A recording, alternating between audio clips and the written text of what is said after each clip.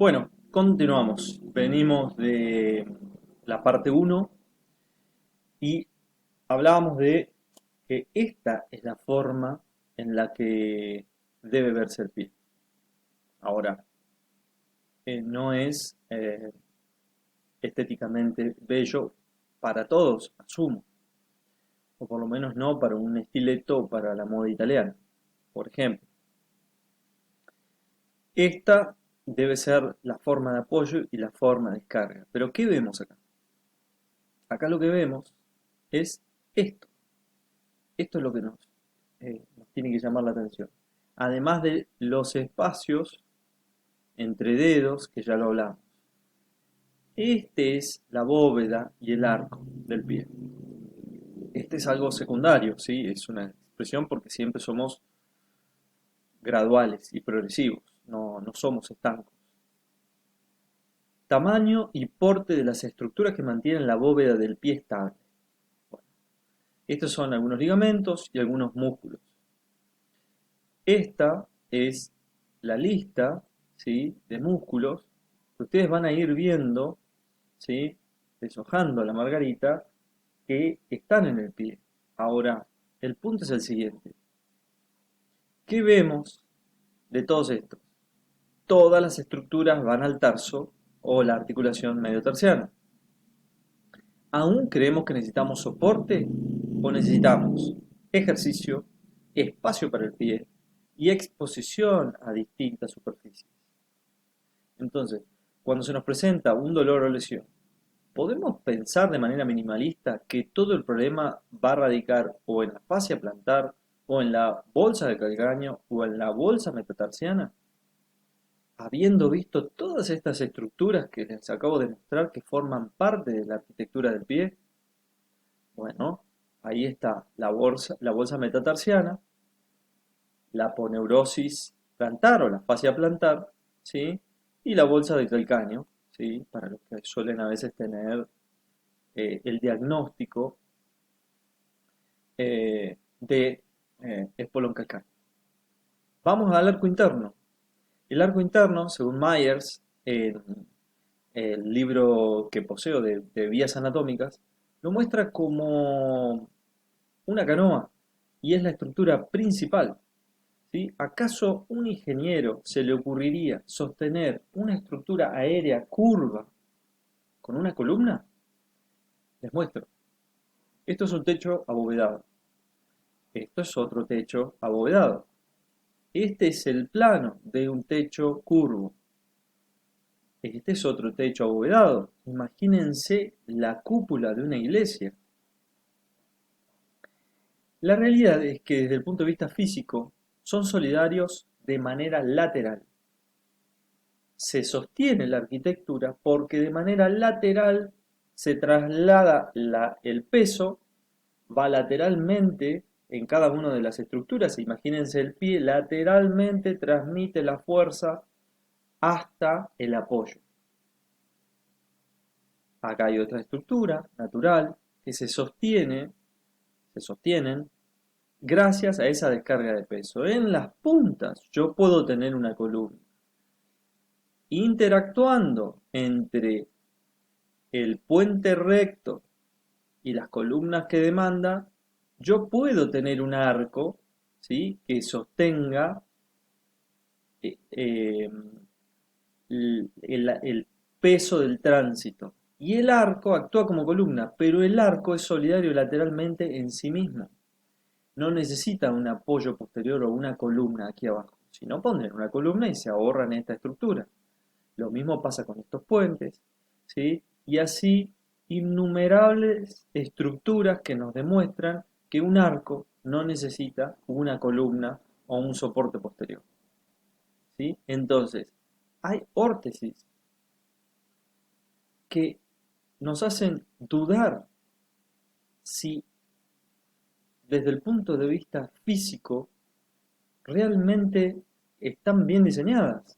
Porque nosotros podemos tener, ¿no? Imagínense que esta estructura representa una columna que intenta sostener un puente curvo. Ya vimos que no sucede así. que el arco tiene que ser solidario de manera lateral, pero no necesita una estructura abajo que la sostenga. Vemos esto, el dedo en resorte o eh, spring toe, que se llama en inglés, o vemos adaptaciones, porque bueno, hay calzado que es urbano, hay calzado que es para correr en asfalto, bueno, el espesor de una suela me puede dar una relativa amortiguación, ¿sí? De la misma manera que la cámara de aire en la parte posterior. eh, Perdón, esto es toe spring, ¿sí? Es al revés. Em, Son adaptaciones, sí, para algunas cosas sí, para otras no. Fíjense, esta suela, bueno, esto es un calzado de trabajo. Yo no puedo tener una suela fina, flexible, si yo tengo que subir y bajar escaleras de metal todo el día por el trabajo que realizo. Bueno, este calzado grueso y duro, que no le da la flexibilidad o la estabilidad eh, longitudinal como el, la flexibilidad de la capellada o del talón, bueno, es entendible, pero yo adapto el calzado y la suela, ¿sí? A el tipo de actividad que voy a hacer. No es lo mismo un botín de fútbol que el calzado que necesito para hacer parkour. Si yo intento hacer parkour con un botín de fútbol, probablemente me va a ir mal. Si yo le compro botines de fútbol a mis hijos para que lo usen en el colegio, en, las clases de fútbol, a la tarde mientras estudian, cuando están... Y bueno, probablemente esté equivocándome de la manera en la que le estoy dando un contexto a ese pie. Volvemos a ver las expresiones. ¿Es acaso la oliva y el arco interno en una plantilla la solución para un arco o es la tonificación, la libertad y la posición del dedo gordo? Y ahora lo vamos a ver. Imagínense o represéntense esto. Esta es la forma de mi pie y esta es de manera esquemática cómo es mi pie. Esta es la forma del calzado y esto es lo que intenta representar el calzado. Entonces, este triángulo con este triángulo, ¿coinciden? ¿Encajan? Yo creo que no. Acá vemos cómo se expresa un pie que tiene un dedo gordo aducido. Este es el trazo que va a tener el arco interno de un pie que tiene el dedo gordo aducido. Ahora, a ese mismo pie yo le doy espacio, le doy la posibilidad de que se exprese de manera radial y separo el dedo gordo para que se activen todos los músculos del pie y mi arco se empieza a expresar de una manera distinta. Acá vemos el pie de un niño completamente vencido, completamente pronado, ¿sí? Desparramados sus dos arcos, ¿sí? Y la aducción y la abducción que se van a manifestar. Yo solamente separando el dedo gordo, o sea, dándole espacio a la punta del pie, voy a ver cómo se empieza a dibujar el arco, pidiéndole ejercicio, trabajo. Bueno, esto no se va a modificar de noche a la mañana, pero no sé si una columna apuntalando un arco va a ser la solución. Tanto el pie puede modificar la posición del resto del cuerpo, como el cuerpo puede modificar la arquitectura del pie.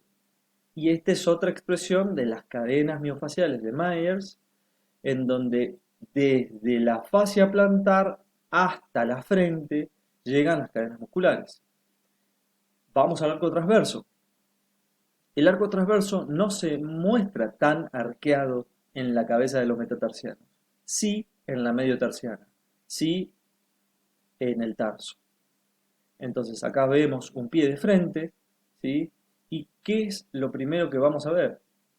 La divergencia, ¿sí? O la convergencia, dependiendo del lado que miren, de las líneas.